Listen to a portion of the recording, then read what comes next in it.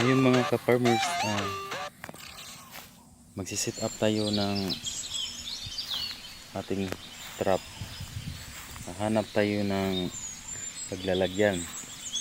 Dapat ilagay natin yung trap sa dadaanan ng mga ibon. Kadalasan kasi dito yung mga tikling, lapay, at saka yung wild duck o yung bibi.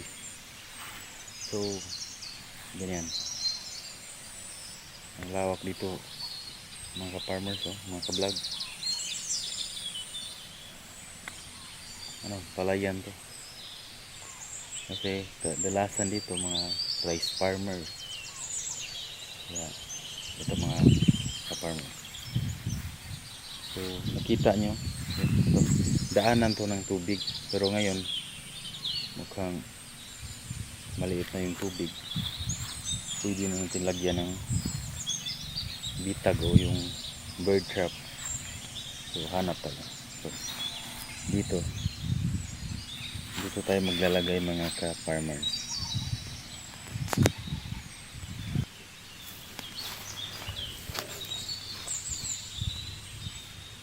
Ito na mga ka-farmers, dito tayo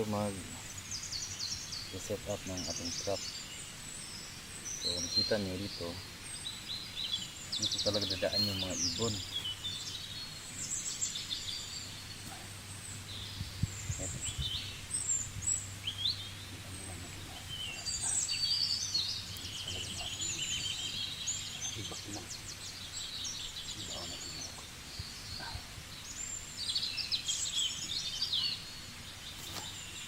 Yung bilog niya mga ka-farmers, pwede ko yung dadaan ibon. Lagyan natin ng gamot.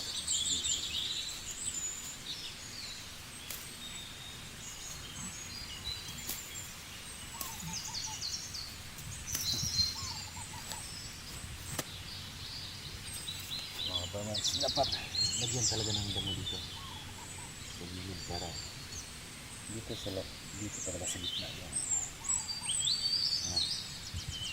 ibon dadaan. Mga ka-vlog, subscribe na po dyan. Ayan. So, hintayin natin mga farmers na may dadaan na ibon dyan. Tara.